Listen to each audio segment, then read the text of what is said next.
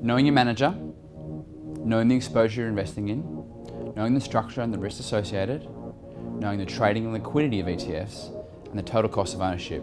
These are the 5 steps of an ETF due diligence process.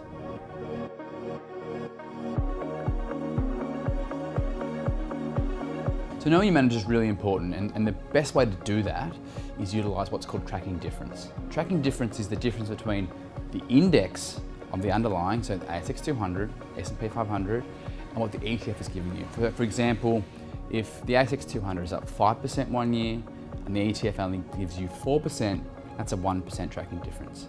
That's available on every provider's website, so you can always check that out. Exposure is probably the most important step when you're thinking about the due diligence process, because it's going to give you the outcome you're looking for. Whether that outcome is part of your overall investment plan or part of your goal, it may be a broad ETF with, say, 6,000 stocks, or a very narrow one with, say, 50. They're going to drive different outcomes. So it's very important that you understand as an investor what those ETFs look like and how that's going to help your outcome.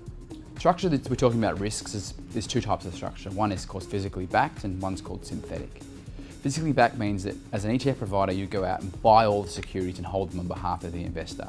There is less risk associated with that, compared to synthetic, which is used as derivatives and does come with increased risks. As long as you understand those risks, then you may be comfortable investing in those, but just note that there is increased risks. Liquidity is all around trading, and when we think about liquidity, it's, these are exchange traded funds, so you need to buy them on an exchange, whether that's the ASX or through the US exchange, New York Stock Exchange. As long as those exchanges are open, you can buy the ETF.